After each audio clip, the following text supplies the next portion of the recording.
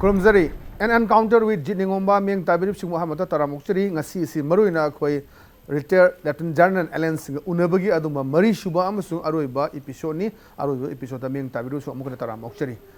Handaki Sosada Sabu Taramoksari. And Ngasi Mesida in particular like Chening si Koi Manipuri Leba insurgency problem Sini Maruina Koi 1970 idea Horakanda Koi insurgency problem see Kertong Lai, Basima Mangsa to one but Ladu Mayama Hogyo Mayama lady, RGM Galay, Mayama lady, Manipur Gileva insurgency problems, Kamani Yang be Masi, Karidagi Lakibano, Aduga, Masi Hausi Labor says that one Bakoi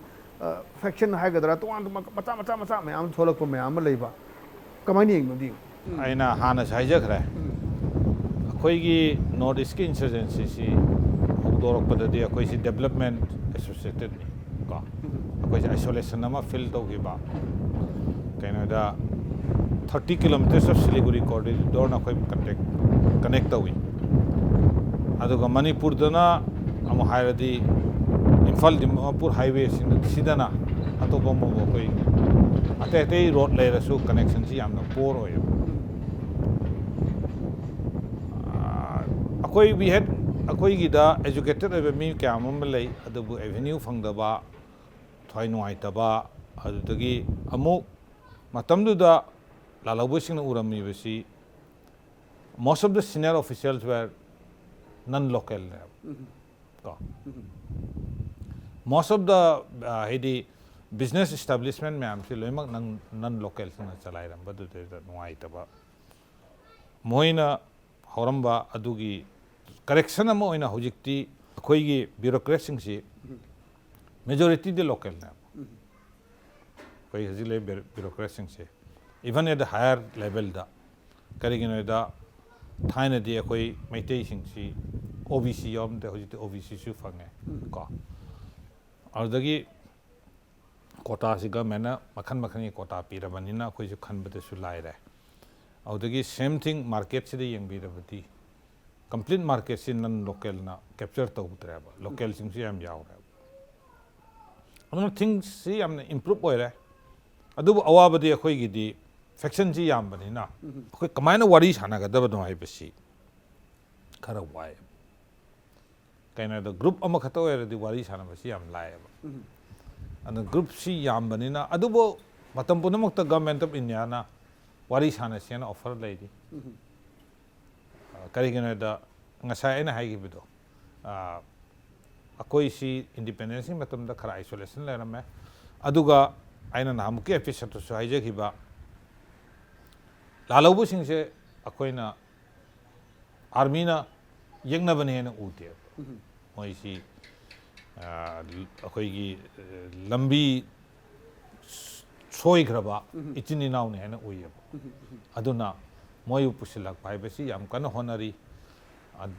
I wakandadi eventually development lak Pagamatungina.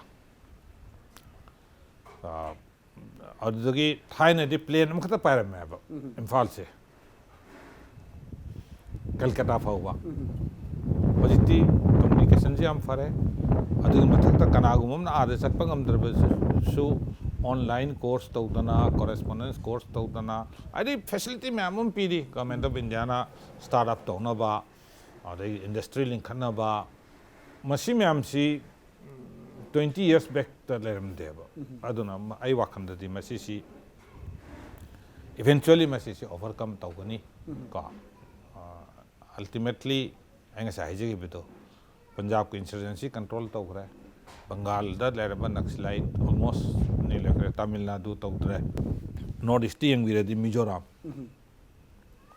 Agartala Tripura even Assam Meghalaya small some problem aduna whole North East yang potam da even Nagaland is much better ka akoi problem si Manipur da lai re adu Manipur gi problem di akoi gi si akoi population si homogeneous oibanate heterogeneous oibanina akoigi solution thi beta khajitang wai adu I'm sure akoigi wiser man at Delhi politicians aduga akoigi political leadership honorable CM prime minister home minister me amsi tanaraga soidana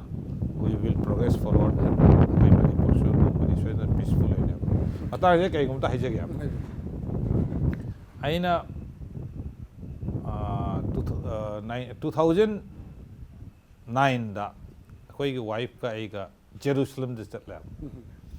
Jerusalem दे चल प्रकार से Jerusalem की जीव की life खरम बेसी मोई की वेलिंग wall है ना मले वॉल दु चंगा का कोई चेम चेरम दे इरगा वॉल री कैरेक्टराइजेशन हफ्चिल लगान दा नी है बा मजी 2000 ईयर ओल्ड वॉल नि को आइसे अदुग नुपी की ना तोंगा नुपा की तोंगा ले अदुदा कोई लाइक खरम लाको नको वाइफ ना हंगे गोंदा नंग करी नी रखे ना आइना है बा आई दी लेट देयर बी पीस इन मणिपुर है ना इरगा ई वॉल दन हफम है बा हाय बा ना काइम इमुंग नंग थ्वेनी रमने ना ओके मतलब मखा लक्षनिंग सी हजिक इंडिया गवर्नमेंट ने सुयाम चाववा इनिशिएटिव हाइबे तारे लखलै सी कोई तोंगान तोंबा लालोलुप सिंग सी गवाई सननबा सस्पेंशन ऑफ ऑपरेशन न सू सी साइन तोंगदना कोई ट्राइपार्टाइट टॉक फाउ तोंगना तोंगान तोंबा इंसर्जेंट ग्रुप लेबा मणिपुरा कुकी की लेरिबा नागा की लेरिबा मयाम सिंग सी लोइनमक तौरी केनो की लेरिबा मयाम अदुम लै मयाम सस्पेंशन ऑफ ऑपरेशन सी मसी अखोइन मसी कानै न खनब्रा नत्रगना मसी just wasting time and wasting money ने खनब्रा कमाइना ईबी ममदि केनो हागना सस्पेंशन ऑपरेशन लाकान सिदा तोंगान तोंगान मदुगी ग्राउंड रूल में थुगाइर कांदा कोई और छनरी बला लोलुतुगा government of India government of Manipur गा कोई की डबल लॉक तौतना थंबा दि मागी बेस केम दगी हेंदोक्तबा डेजिग्नेटेड केम दगी हेंदोक्तबा हाइबना चिगो मयाम लेरगसु मदुगी ओनतेना बदा इवन दा कोई की नेशनल हाईवे से एक्सटॉर्शन तौबा मयाम तौरेदना suspension of operation how far it is useful or it is not useful kai mai mole again ai masi matanda ai comment pining da bane adu boy har idea siam novel oy idea siam novel oy and unta khaneng bio lalau batara phana ba kunthra phana ba gypsy chamas na bada thau kyam cross to do driver army सिंह training तौबदा पैसा क्या चंगी को मोगी conventional वार दगी तौबे मत सिदा insurgency fight तौ है बेसी डिजायरेबल नते अदुना सस्पेंशन ऑपरेशन से अफबा आइडिया ना अदुबु अफबा आइडिया खुदिमा लोइमा 100% सक्सेस होय दिया आई एग्जांपल पीजेगे कोई कोकेटेल द रेड लाइट हम दे रेड लाइट की आइडिया से हम फबना बा अदुबु अकोई लोहमक ट्रैफिक से कंट्रोल तो बंगम्ब्रावा एना हाइबदी सिस्टम बु नोंना बनते को आइडी इट टेक्स सम टाइम को अदु हाइडी अफवा आइडिया नि अदुबु I am sure eventually system सिना तमना कैच अप तो रखिनेबा आइडी they will cope up with the ngasa haiduna matamni traffic light se mall de hena ram me ko hojiti khara de mu launa re ba maybe another 5 years koi khudimok loina traffic conscious oi rakhine ba hoji me ai je kana airport ot chapiyo mi tang khama wrong side te gari thorakane ba ubiram dana ba adumana su ma je fatte ai bidi natte ba magi koksida adu ya hai na adumana same thing moi wakati adu khalli anga sai je idea di novel ne adubu implement तब कांद दी problem खरा खरा लाई बाय बेसिडी one of the part of life ना का canoe खुदिमा मैं एसनो गवर्नमेंट और गनो एवरीथिंग मस्ट बी फाइन ना थबक खुदिमा से ब्लैक एंड व्हाइट ना दे it's different shades of grey ना आने का शायद टॉलरेट खरा तो बताए सोई बखरा सही ऑफिस में चंगे है बता खुदक तक फाइल में क्लियर तो भाई बेसी डिजायरेबल ना तुम है से अदुबु फाइल जो क्लियर तो दो मी दुकी युम द अना है गरम भैया है माना हॉस्पिटल तो थोकरा दी कमाई तो देगा तुम है से अनुमान सुमा सी फते है दिया दे बा माने हम आई इसाम आई मन थोकरम ने बा आई ngasi से क्लियर तो गे खनबा फाइल से कई मा लागतना तौरगा आई मिनिनी हमनी डिले तो बुसी आवे का अदुमंगना सिस्टम से फेल होइब्रा नते अदना सुआइदि सिआई वाखंददि yes implementation has got to be slightly more strict I am hajaga ai wakhne ko masi se laram be ai zen study tawra kanda akhoi si de ching phanam na uwa haudre yan that khidna ꯑꯩꯅ ꯑꯃꯨꯛ ꯈꯜꯂꯦꯕ ꯁꯨꯗ ꯂꯩꯔꯤꯕ ꯃꯤꯁꯤꯡꯁꯤꯗ ꯃꯣꯏꯁꯤ ꯃꯣꯏꯗ ꯇꯣꯂꯣꯞ ꯄꯤꯔꯒ at the end of the day ꯃꯣꯏꯅ insurgency ꯌꯥꯎꯔꯨꯔꯤꯁꯤ ꯊꯕꯛ ꯐꯪꯗꯕꯒꯤꯅꯦꯕ ꯃꯣꯏꯗ ꯄꯩꯁꯥ ꯈꯔ ꯄꯤꯔꯒ ꯂꯣꯀꯦꯜ ꯈꯔꯒ ꯃꯥꯟꯅꯔꯒ ꯆꯤꯡꯁꯤꯡꯁꯤꯗ ꯎ ꯋꯥꯁꯤꯡꯁꯤ ꯃꯣꯏꯅ ꯄ꯭ꯔꯣꯇꯦꯛ ꯇꯧꯕꯤꯔꯗꯤ ꯆꯨꯝꯗ꯭ꯔꯥ ꯍꯥꯏꯁꯦ ꯆꯍꯤ 5ꯗꯩꯅ 8ꯇꯪ ꯄ꯭ꯔꯣꯇꯦꯛ ꯇꯧꯕꯗ ꯆꯤꯡ ꯑꯃꯅꯤꯗꯤ ꯁꯪꯉꯛꯀꯗ꯭ꯔꯥ ꯍꯥꯏꯅ ꯈꯜꯂꯤ ꯑꯩ ꯋꯥꯈꯜꯅꯤ ꯃꯁꯤꯁꯦ Okay. Come to the point la akanda hajil leiriba Manipuri issues Narong issues la akanda mamang da su haigre ko mamang da su koi even Mizoram gi laktam tam je koi laldengai matam da koi chem hoina ta bole koi Manipur su aide PLA gi lere me and visheso mikhal thengana ba khona ba torami edu kana ga makhrana dum kamasakhang da badum kapa ga hatkiba me am lei to ma leader me am so ka kaduna Manipur gi hajil leisi ga sai bi do Modi ne su haiba mamang episode ta haji gi do ni Northeast Sokatana Manipur Sakapa Yaru Hayadu Hajilba Manipur Lalu Dupsi on top Mayam, Toan ba Ariba Mayam Sulere, Adu Anu Mayam Susidamu faction Gamu Mayam Tole. Masiki solution say Purapangam Gadra Azumsan Nico, Kamine Torpayai, Toan ba Mayama, International Gi Erenada Mayama Kanabi, Yabi Manipur was incident from say it might be come to an end or not. Masi Aruba Malay Gadra, Lay Ruidra. Matam kya chang bhi kya expectation nataga assumption kari levisan aroi be soil le rakani ko aduga masisi insurgent ta ngata hire seba ai thai ban dei ne ba jit chu thai ban dei ne ba akoi thai ban da club kya le mang kya le ai khomdram senang male kai de le ram club ahum kilometer amada club ahum le ba kilometer ambo phade se 800 meter da Audagi approximately 1 by 1 kilometer the mang tararom le. Machine kari indicate tau gaya hoida. La harau bajaga me macha club macha. Machine indicate tau badi akoi si as a community akoi si united oite. And I see what abire na. Akoi blatta akoi leadership accept taude hai bidi haining de adubu akoi khudimak si born leader ne khanbana ra aduna mayam si leibanina same human being duna lalo group to si yawe adu magi de su same blood same psychic ama lei ri bo anga sai je kiduna pura thai me klom tang leram tu kyam phaka dawno mang ama le lo re kana hojigi matam dadi yamna thapasun te gari nungri sin na re La harau mama le la harau busi macam club macam मैं आपसे ले लेना रही है पा करी कि नोएदा मधुगी ऐने खनबदा मधुगी culture मधुगी background तो ना same thing happens with the insurgent group like Mizoram the MNF है ना वाले रे तुम तो ऐसा अकोई किदी माना insurgent group हम from तो उतार ऐसा हम तो उतार है ना मधु तो एरंग बतरा है ना ऐ वाखंडा ने कहीं के नेदा अच्छा ये central authority में accept तो वह बेसी यामने important है society में चाकुत क्या है रहती अदुगा imagine small group में हमसे तो उन्नत रहती अगर साइड तो इंडिया गवर्नमेंट वाली साना क्या है सो कनाक साना तो इन्हें बेसी difficult तो है रहा है the same thing है शायद आई जगह ना होई की चीज़ ले दी सी अदुम वीरमने अब अदुना आइना खनबदा मधुदु with passage of time कोई सी मधुगी realization में लाकने अब कोई सी we have to be functioning as a society as a community को कोई सी मधु तो वो मतम तो दे देता कोई अफवाह में और कदराइन लाइक इबा अदु मैं मरोई ना कोई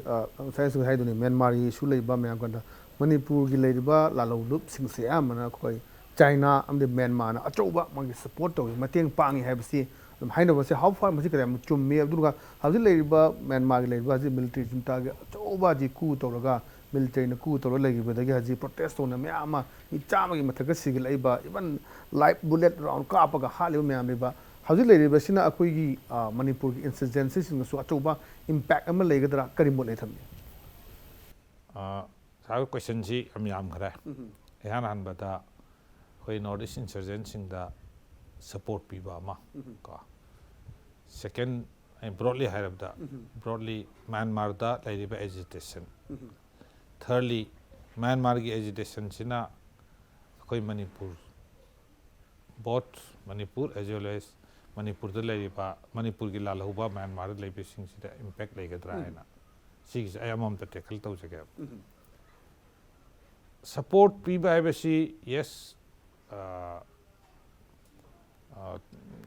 atopa leibak amana magi yengnaba leibak tukta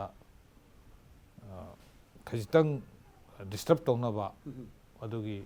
insurgent support taw haibasi natural ni adumang nasu support haisi level of support sina kai maru haibasi support te haraga level of support si yam pibano thaina di training nung pirami hojik maybe cash maybe some arms ko adubu aina namuke episode ta hijakiba 9/11 sina world ji change to khre laloba support to ba haibesi matamam da fashionable orame ado hojik fashionable oitra madugi impact sulai aduga Myanmar gi na as a government support to budi nati maybe as an individual nga sai na hijakibido Myanmar gi army sidi tolop si yam phangdi aduna financial need habisi mi khuni makini aduna magi financial need ki help torma ai sama khangi lalobu support torbogi mi commercial to busu yawa Myanmar da ai sama thana gra aduna maybe moina moigi di nga sai akhoi gi sifai lising kun deploy to buda Myanmar gi na sifai lising ani humuta tawa aduna di moida lalobu sing siga maitheng na ba pangan khara sole ba chumdra isa aduna moi mai le thoga leibiram ba su yai asai ai anga sai bazaar se ma amasi la le khanga ba ai kaim ngang de kai ma ga ai kari theng ru do no ana chumdra isa adum ba khara me ba gi lei na aduga hauji le ba Myanmar gi agitation si chumme hauji agitation to ba angang sing si moigi mapa singna Myanmar gi dark age di 60s ga 70s ga 80s ga da 90s ga to awab sing moi khanga moi aduda hanning de adubu army su moi power to reduce to gidra khas karke moi army chief si my against the human rights case full akadra na ma ki bom yauri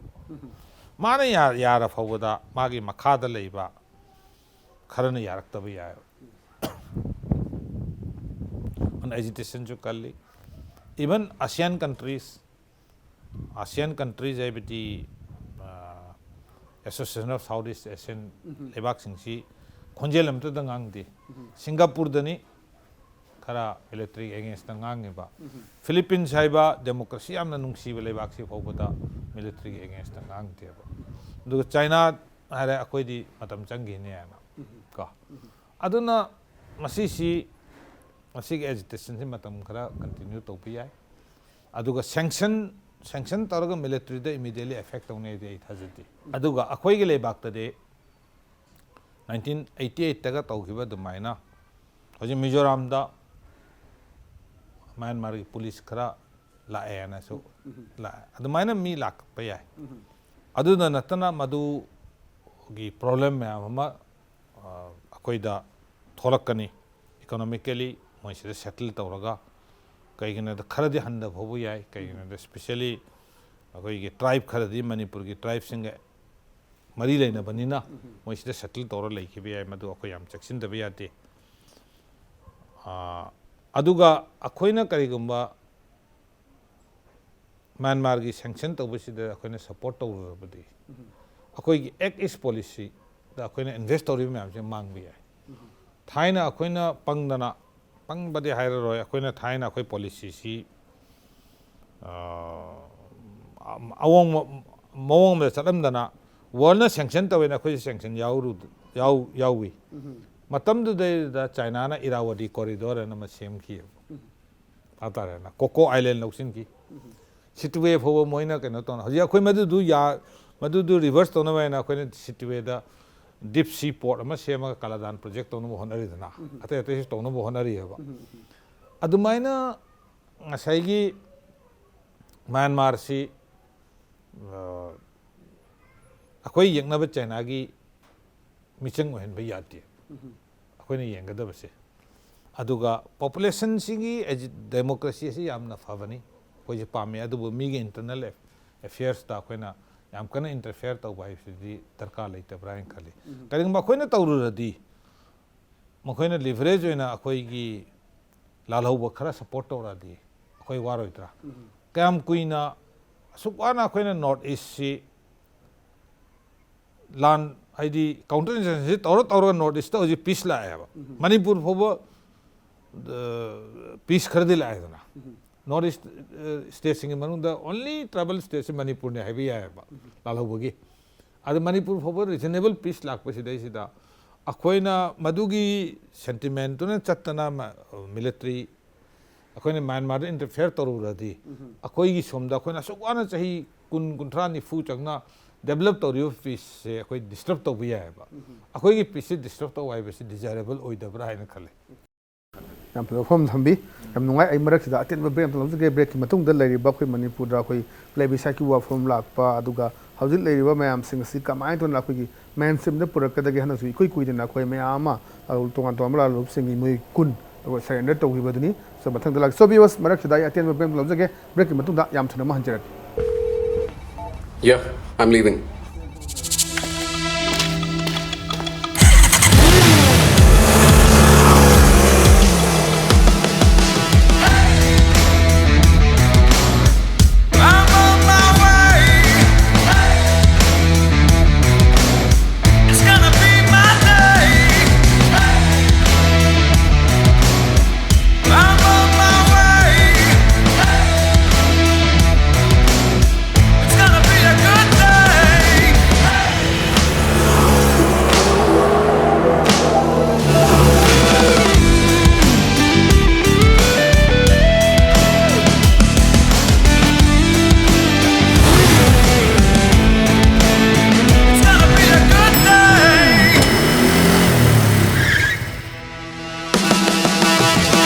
You're lit.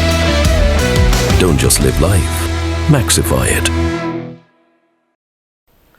break ki matung da mayam utaram okseri ai laksining seng saimang thamjagi doji Manipur gi leiba tuan tuan ba lalo lup mayam leire leiri mayam singa tuan tuan ba khoi faction group mayam su leire Manipur gi lalo gi issue si khoi waroshin prokna bu hona ba tuan ba lalo achu bam su khoi plebiscite ki wa from tham ki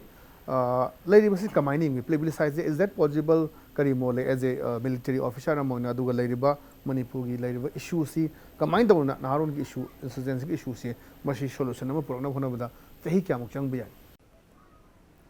haina ngasai haina hana jai jakhra insurgency ki solution hai basi political solution military solution natte masi si combination of economic development political awareness already education atai me amsi punlaga insurgency problem solve to godabne plebiscite hai basi karamba clause gi makhada to godo ni ha bata ko plebiscite hai bo hai sidi khoi khanga yam nungai ba wari yam le ma'am ने America USA है बोले बाकी लोग खंबी रखने अब अरे खंगे कोई को USA ददी USA है बसी United states of America state में हमने पुंजी लगा फेडरेशन में सेम बना अदोग मोहिगी रूल की मतुंगे नदी स्टेट खरना तुआन ताबी आए USA ददी इंडिया ददी मधुगी कॉन्स्टिट्यूशन लेती को अदुमकपु ताबी आए हैरसु USA दा लानम थोखी लान सी इंसर्जेंसी दी हाइद्रे मोइना अमेरिकन सिविल वार का नॉर्थ अमेरिका का साउथ अमेरिका कॉन्फेडरेशन का यूनियन का लान से सोना किया सही मरी सोने के लान ने 20th century दा अमेरिका ना सोना के लान में हम से स्पेन दा सोना बा first world war second world war Korea, Vietnam, Gulf War, mayam se siba casualty mayam se 20th century ta sigi total siga American Civil War the siba casualty siga adune hele lan se ke de shonai no lan is simple confederation hai hara koi constitution ki matung ina koi independent oivi hai ka pata vire na aduga union na hara yadi moi di constitution allow to aduna kanaguma leiba amana magi leiba tagi atop leiba ama khaido kan bi bhai besi chance especially hoji kumbadati unless consensus when a political decision and love banatanati amwarani sima khangwi batai number 2 aisa plebiscite karamba kari gi makha to doina ai bhapta de karamba constitution adubu akoina khangada plebiscite ma tawre khalase aba chalo akoin manipur 34 major tribes le adu akoin manipur 34 independent country hoy gadra ba ka paite land jaw land kabui land thang land chumdra isa aina madugi plebiscite gi idea bu mok to banate ba but practicality ama see it's a very karhaini if we really think so haidi loimak akoi maite gi for the plebiscite the vote to nobody is going to agree chumdra isa adu eradi achauba tribe macha moisu akoi gi su akoi gi recognition am pami akoi gi cultural adu pami kharana haibe akoi independent pamte akoi di india ga dum lejage adu myam da tonaradi akoi gi plebiscite se kam successful hoye ai wakhan ni ko mesi se ai wakhan ne aduna plebiscite bisi yana hana constitution allow to ta hai masi parliament ko mana ekama pura matung na madudu laitradi ai wakhan di plebiscite bisi and secondly practicality of plebiscite si kanana conduct to do no election commission to do ra the kanagumam na hai UN na to do na na ka mayam ni khangbi ran de Kashmir da JNK da 1948 te UN mission am le ba unmo give na ka masi se karam ta de ba ai di khang ba army de le ram na masi si literally mo allow de Canada UN si kanana mo allow ge da USA gumba haidi super power amana interested ore kana mo allow bune natradi sangsar se tariba me am dunia ki problem me am si Rohingya ki interesting thing bi chumdra isa Rohingya se Iraq tadi kanol landari USA na North Korea tadi landate kai ge Iraq ta landaraga moina next 50 years ki thau pame Korea tadi adu ingrab lamdu kari phangdoi no North Korea tadi adugumba interest me am duna aduna everything has to be looked through the prism of karani international relation da kanana kari ki magi interest label leita brai se aduna interesting way be wani da makha ta la sening sina jiwa pham sini akoi manipur de leriba insurgency ki issue si tuan ba se leriba ethnic group me am si ki loi lekhale si even na koi Muslim maite pahang ki su tuan ba lerami haji pawdi dem jagre mami ga ta gi dare aduga ato pa leriba sagai gi win lekhalak pa koi la lu paw lekhale maru en ko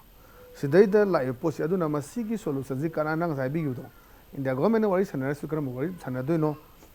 A ga sanagadra B ga sanagadra natra C ga sanagadra hai acho issue ma lai ada si masi kamai to na wari sanaba si law na ji myam any leiba ki lo chingba chief minister na su ko riba adagi ba sarkar na su prime minister to adu kana na kamai to ga magi methodology hai tare masi kamai to ga wari sanara kanda masi akoi manipur haji le riba insurgency issue se solution purakpa yagadage ba kari idea thought lai Jit Ningomba yam interesting way ba masigi ai atop angle lam di yang siya ba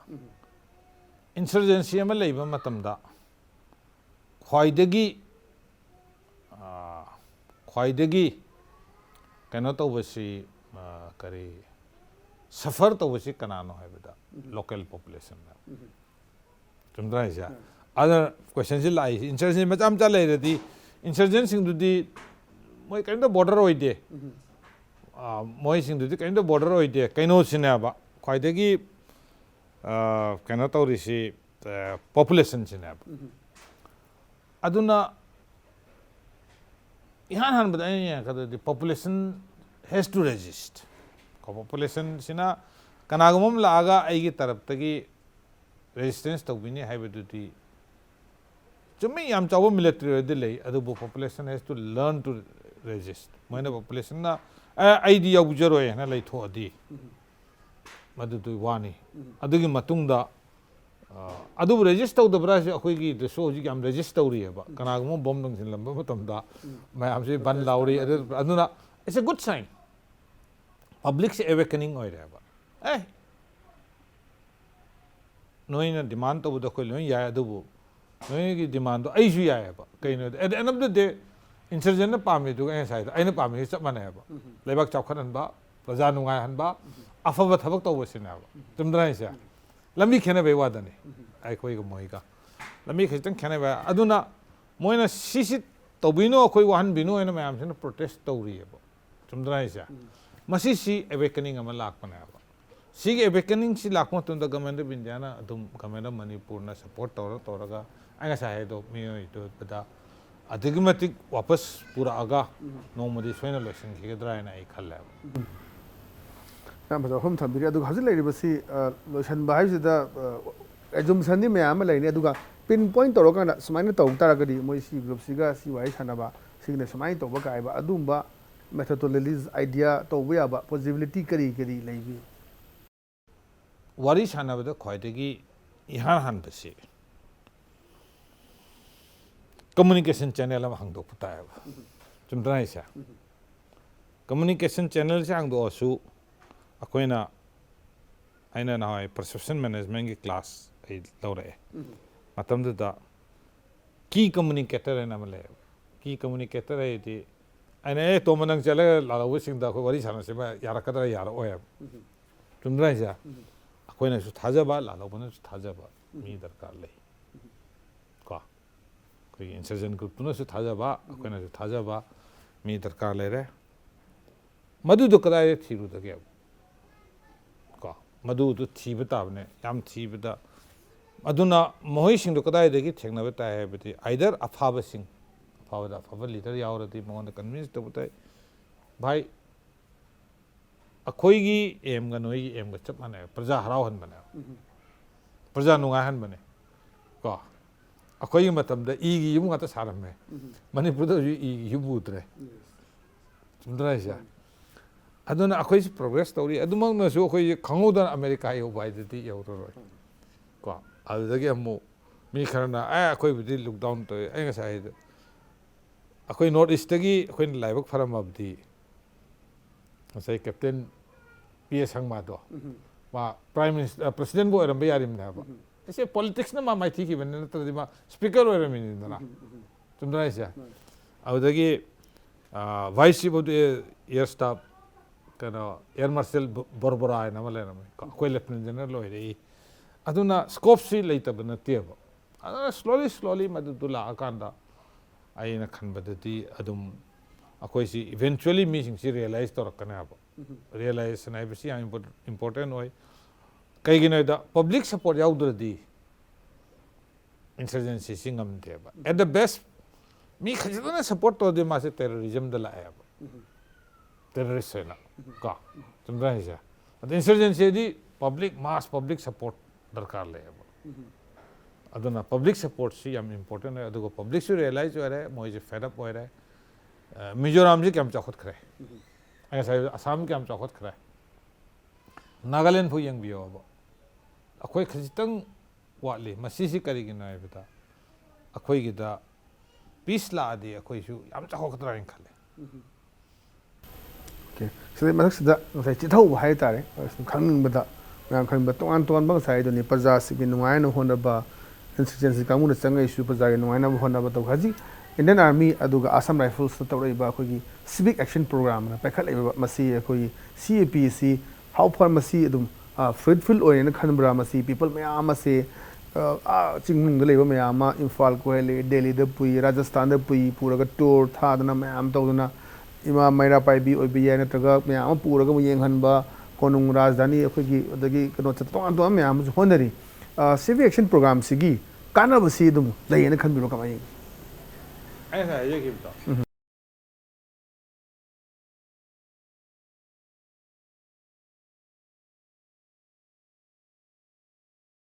aspiration of the people से meet तौर पर कि insurgency से तो है insurgency से control तो ना बट tool में आवा ऐसा है कि ना economic aid the infrastructure development अदुगा military से मखलम ना at the same time में हमने खाली सी military है वैसे नंगे काप्टन तो लेने ना थे military सु कोई ना हायरा अकोई जैसे fund पियो at the end of the day public अकोई ना पामी सी public सिना खनगदबनी मसिगी military सी अकोई की protection की लाइने अकोई की फनब लाइने ऐसे ऐसा ऐसे कि ना मधु दिया में important हो है बा अदुना सही यामना चाउना दी तौबंगम दरे अदुबु अकोई दा फन खरा लई फन सिंगसी generate तौरगा अदुगा करिगुम्बा मसी से same thing से अतोप ministry of tourism अते चलम अबदी मोइना ngमोय हाइबनते अदु मोय मतम चंगबे याय का मोय की वाखन का कोई वाखन का अदुना अखोइना दी मिनिस्ट्री ऑफ टूरिज्म की दी खुन गुन खुदिंग ऑफिस लाइते आर्मी की दी अखोई खुन तरा तरा मा के मरत पोस्ट हम लेबा अदुना दी अखोइना मोयगा अखोइगा आर्मी का कोई हजिकी पब्लिक सिगा समनबसी टूरिज्म डिपार्टमेंट दे हेंगले तना समराइसा अदुना अकोई मोई रिक्वायरमेंट से कइनो खंगे मी अमा सुंगसे चचदबा मादु पुबीरगा मा हराव हल लगा at the end of the day ngasai हजेकी बेतो मदु मनसु मागी मासी सुपर ह्यूमन बीइंग ओरकने हाइबनते अदु मंगोंदसु awakening aina hoji hajeki na haji America USA da hoji USA na sponsor toroga Manipur de mi manga purati mi tara purati kam kana duino sumraisa kaina koi mi tang kha USA se kamain tawge se khangde ba same thing USA to si khaitang nakpa leibak ama khara Singapore natra adag mayam chane Dubai government na sponsor tormobdi kam no I do know at the end of the day madugi good feel good factor amale aduga mana halaga wari watai satana sini mayam ne khali si akhoi de pakje de chai banate it's a part of aina sa hai aina hana muk sai je khidana me have the good the bad and the ugly lebani afaba fataba adana problems di everywhere thokpani adumak pusu whole nation na koi accept to the bra bisu taw ya jaga te de sai siam thangna jara adana accept tawi adana madudu utpagi wani da mayam sidai aduna natana hoji computer piri adu piri machine mayam se piraga PBI state government ke through the PBI prime minister ki fund tai de se piri dana so this is one of the means na sisu direct akoi kisu direct communication laibani amana government ki through MLA ki through department ki through people dana top money army is one of the department dana okay matam silo silo pasida khoi leiriba hawji insurgency ki issue si Manipur gi makhata na khoi dum chathara kini ne khanbra magi root mara dum tahawraga masi hajit leiriba mayam sim lo sirga dum mara sim targa awgal kini ne khanbra natraga hawji si leiriba Manipur gi insurgency mayam sim yam masa sondare ne khanbra kamain tawi hadi matam duda teramba duga Manipur da question homni lagde armed forces special power act si khoi chanari aduga masi khoi segment target tagi Imphal Valley ki mes tagi target thok de leidena armed forces special power act si continue to batarka oibra question homni lagde haji naron si week oire ne khanbra armed forces special power act continue to batarka at the same time khoi masi makhata na asi haji ki leiba naron ki leiru me am si solution ga su makhata na lakpa ya ne khanbra kamain legi tham ऐसा है जगह बताओ insurgency की कोज दी कोई socio political economy reason ma'am तो मधु लेत्रदी insurgency सी हिंग बवानी अदुनदी मधु ma'am तो कोई ना target तौरगा हाइडी political sociology social economy disparity ma'am से remove तो मतलब द insurgency automatically support लेत्रदी people के support याउ दरदी insurgent नमोय अदुना eventually मधु दो mathanda dum it will wither away ko it will melt away ai wakhane madu is a very important aduga coming down to kare hani armed forces special power act ko akhoi de madu apply to the akhoi madu da khanga maharashtra da ek amle मम्मी मकोका का हुआ है हम ताबीर दिए मकोका ऐसे Maharashtra organised crime control act है बनाया मसी महाराष्ट्र द मतमम द डॉन में हम सिना खास करके मुंबई दा रूल तौर में ना मधु कंट्रोल तो ना बा मसी सी भारतीय जनता पार्टी का शिवसेना गवर्नमेंट ना लेगा आई थिंक 1998 तरह के नो पुरखी बने अब को मसीगी एक से क्या स्ट्रिंजेंट हो गया है दा arm forces special power act की याम है ना वो एक बोनी मको का है इसे अदरके मो हंदक दा कोई की जेएनके की लीडर खरा आते मीशु फादना खोतना एंटी सेडेशन लॉ है ना मुझे हम ताबीर बनी था समझ रहा है क्या मोइसी की डिग्री ऑफ करे है नहीं स्ट्रिक्टनेस ऑफ मोइ की लॉ सिंसी आर्म फोर्सेस स्पेशल पावर के यंग नरदी याम ने हेल्प अदुबु अखोई आर्म फोर्सेस स्पेशल पावर के फोकस तो कई की नेता अखोई की स्टेट तती हाई एक अनीसी पागना पाना दे समझ रहा है क्या मकोका है महाराष्ट्र दनी अदुगा अजिके एंटी सेडेशन है बेसी मे बी वन आई खनबदा अजि फोबदा कनागम अमद पाले है ना आई पाजी पाकी और है ना याम कना मसी करीगी दमक सब एक मैम से करीगी दमक दा कोई गवर्नमेंट ना कोई सिस्टम से ना करीगम सिचुएशन में कंट्रोल तो ना बा कोई लाइफ है सिदा लिबर्टी है सिगा डिसिप्लिन है बेसिक अनीसी two sides of the coin है तुम रहा है अदुबु लिबर्टी पी ने ना आई गाड़ी सी थोनिंग में जगह पकड़ा उधर थोड़ा एक्सीडेंट क्या ठोको तो इनो अनु डिसिप्लिन है ट्रैफिक डिसिप्लिन हम ले तो आई ओई द ठोको दबा नहीं ये तो ठोको याते अदु है ना अनमाइन तो ना एक खरा गवर्नमेंट ने फॉर्म तो मधुदु पॉलिटिकल डिसीजन नहीं मधुदु लीगल एक्सपर्ट सिंह ओपिनियन ने मधु आई कमेंट तो बंगमते अदब आई वाखंददी may be eventually if situation don't improve तो द गवर्नमेंट ना कईदगी दमक मधुदु थमनिंग दोइनो अब आइना गवर्नमेंट ओरम आइजु थमनिंग वाय अब अदुबु असाइगी पॉलिटिकल डिसीजन लीगल एक्सपर्ट्स ने मसी मतम खर दरकार लै मसी सी कईगम निपा मा थबक तोमो तमदा सिसना असाइगी आइना हैदना महाराष्ट्र दा अदुगम कनबा लोदो इन्फोर्स तोरगा चेन्नई ददी तौद्री है सुन रहे हैं Maharashtra is one of the economic capital of the country ने अब अदुना मसीसी पॉलिटिकल डिसीजन नहीं अदुबु बाय कोई कॉमन सेंस ना दी इवेंचुअली अदुम रिमूव तो रखे ने अब क्या हम कोई ने थम गदो ना हो को अदुना आई वाखन ददी नोमदी अजिस हम तरहते लोग ठोक रहे थे ना may be another some more area को सम मोर एरिया तो लोग ठोका अदम फरकदरा है ना ए मतलब सोल्यूशन अनिंग से हम जो हांग दुदा खोगी हजिल लेरिबा नहार ओन सिंसी मसा सोंदरे न खनबरा अदुगा लेरिबा रूट कोस मखा तानमु थोरक याबगी मु सिगी लेरे पोसी होई सही तरा तंगना वारी सनंदना लोइसने खलकान सु मखा तानमु थोरक याबगी लेब्रा अद मोय हजिल जिमे मसा सोले न खनबरा कमाई हजिल तोंगानबा एम्बूस खंगदे अम खंगदे यामना एनकाउंटर खंगदे मसी याम तबथगरे नावागी लेरिबा कोई फेक एनकाउंटर की इशू मयाम लेरी मधुमक्तुदी दुगा हजी अखोई लेरिबा लॉ एंड ऑर्डर से इंप्रूव तवेन खनबरा पुलप सिचुएशन नरगा है आई जगह इंसर्जेंसी है बे मत से कर्म न होयदा ꯀꯔꯤꯒꯨꯝꯕ ꯊꯕꯛ ꯑꯃ ꯇꯧꯒꯦ ꯍꯥꯏꯔꯗꯤ ꯃꯥꯒꯤ ꯔꯥꯏꯠ ꯑꯦꯠꯃꯣꯁꯐꯤꯌꯔ ꯔꯥꯏꯠ ꯇꯦꯝꯄꯔꯦꯆꯔ ꯑꯃ ꯗꯔꯀꯥꯔ ꯂꯩꯌꯦꯕ ꯀꯣ ꯔꯥꯏꯠ ꯑꯦꯠꯃꯣꯁꯐꯤꯌꯔ ꯔꯥꯏꯠ ꯇꯦꯝꯄꯔꯦꯆꯔ ꯇꯦꯝꯄꯔꯦꯆꯔꯗꯨꯒꯤ ꯑꯦꯒꯦꯟꯁꯇ ꯇꯧꯕ ꯍꯥꯏꯕꯁꯤ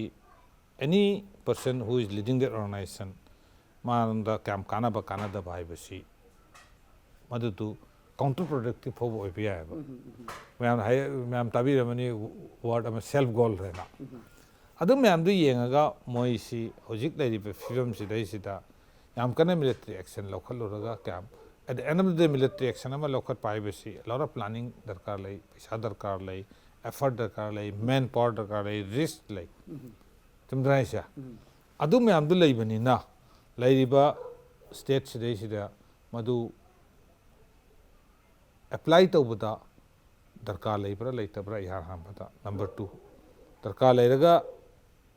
ꯂꯩꯔꯁꯨ ꯑꯩꯈꯣꯏꯅ ꯃꯗꯨ ꯇꯧꯕꯗ ꯑꯩꯈꯣꯏ ꯁꯛꯁꯦꯁ ꯑꯣꯏꯒꯗ꯭ꯔꯥ ꯑꯣꯏꯔꯣꯏꯗ꯭ꯔꯥ ꯃꯗꯨꯒꯨꯝꯕ ꯖꯖꯃꯦꯟ ꯃꯌꯥꯝ ꯑꯃ ꯆꯪꯉꯤ ꯍꯥꯏꯕ ꯑꯗꯨ ꯃꯌꯥꯝꯗꯨ ꯌꯦꯡꯉꯒ ꯃꯣꯏꯅ ꯗꯤꯁꯤꯖꯟꯁꯤ ꯂꯧꯔꯦ ꯍꯧꯖꯤꯛ ꯍꯧꯖꯤꯛꯀꯤꯗꯤ ꯃꯗꯨꯗꯨ ꯁꯦ ꯗꯔꯀꯥꯔ ꯂꯩꯇꯕ꯭ꯔꯥ ꯍꯥꯏꯅ ꯑꯗꯨꯗꯨꯅ ꯏꯚꯦꯟꯆꯨꯋꯦꯂꯤ ꯉꯁꯥꯏ ꯍꯥꯏꯒꯤꯗꯣ ꯗꯦꯕꯂꯞꯃꯦꯟ ꯂꯥꯛꯑꯗꯤ ꯄꯤꯄꯜꯁꯤꯡꯁꯤ ꯔꯤꯌꯦꯂꯥꯏꯁ ꯇꯧꯔꯗꯤ ꯑꯦꯚ꯭ꯔꯤꯋꯥꯟ ꯋꯥꯟꯁ ꯇꯨ ꯃꯤ ꯈꯨꯗꯤꯡꯃꯛꯁꯤ ꯑꯐꯕ ꯄꯥꯝꯕ ꯉꯥꯛꯇꯅꯤ ꯒꯨꯗ ꯁꯤꯁꯇꯦꯝ ꯒꯨꯗ ꯁꯣꯁꯥꯏꯇꯤ ꯃꯗꯨꯗꯨꯅ ꯑꯜꯇꯤꯃꯦꯠꯂꯤ ꯗꯤꯃꯥꯟꯁꯤ ꯆꯞ ꯃꯥꯟꯅꯩꯑꯕ ꯑꯦꯁꯄꯤꯔꯦꯁꯟꯁꯤ ꯆꯞ ꯃꯥꯟꯅꯩꯑꯕ ꯑꯗꯨꯅ ꯄꯥꯔꯠ ꯈꯦꯠꯅꯕ ꯋꯥꯇꯅꯤ ꯑꯗꯨꯅ ꯑꯦꯠ ꯁꯝ ꯁ꯭ꯇꯦꯖꯗ ꯄꯥꯔꯠꯇꯨ ꯖꯣꯏꯟ ꯇꯧꯔꯛꯀꯗ꯭ꯔꯥ ꯍꯥꯏꯅ ꯈꯜꯂꯒ ꯑꯩꯅ ꯈꯟꯕꯗ ꯅꯣꯡꯃꯗꯤ ꯑꯩꯈꯣꯏ ꯃꯅꯤꯄꯨꯔꯗꯁꯨ ꯁꯣꯏꯗꯅ ꯁꯥꯟꯇꯤ ꯂꯥꯛꯀꯅꯦꯕ ꯃꯤꯖꯣꯔꯥꯝꯗ ꯂꯩꯔꯤꯕ ꯐꯤꯕꯝꯁꯤ ꯎꯕꯤꯔꯦꯗꯅ ꯁꯨꯃꯥꯏꯅ ꯁꯣꯏꯗꯅ ꯁꯥꯟꯇꯤ ꯂꯥꯛꯀꯅꯤ ꯏꯠꯁ ꯃꯦꯇꯔ ꯑꯣꯐ ꯇꯥꯏꯝ ꯑꯗꯣ ꯑꯩꯈꯣꯏꯒꯤ ꯃꯇꯝꯗ ꯂꯥꯛꯇ꯭ꯔ ꯐꯥꯎꯕꯗ ꯑꯩꯈꯣꯏ ꯏꯆꯥ ꯏꯁꯨꯒꯤ ꯃꯇꯝꯗꯗꯤ ꯁꯣꯏꯗꯅ ꯂꯥꯛꯀꯅꯤ ꯁꯤ ꯁꯨꯃꯥꯏꯅ ꯁꯨꯝ ꯇꯧꯗꯨꯅ ꯂꯩꯕꯗꯤ ꯌꯥꯔꯣꯏꯕ Okay, thank you so much for joining us and also matam sakna khoi chayol mari si leptana matam pibidana episode mari unajadana wari sanaba hauji leireba issue sing insurgency gi program na duga khoi development gi leira mayam si matang da adumba share to wina ba times of manipur TOMTV ma gi hanana thagachiri Thank you. ngasi gede an encounter with Jit Ningomba matang ase lesson jare mathangi episode ta tungan ba akhoi manipur gi ba manipur se awan manipur mu purak na hona bada mohoi gi contribution mo gi thought sharing mo gi point of view ma'am sing su khoi bewa sing da thamjage ngasi gede kaina na ba thang jari pinebes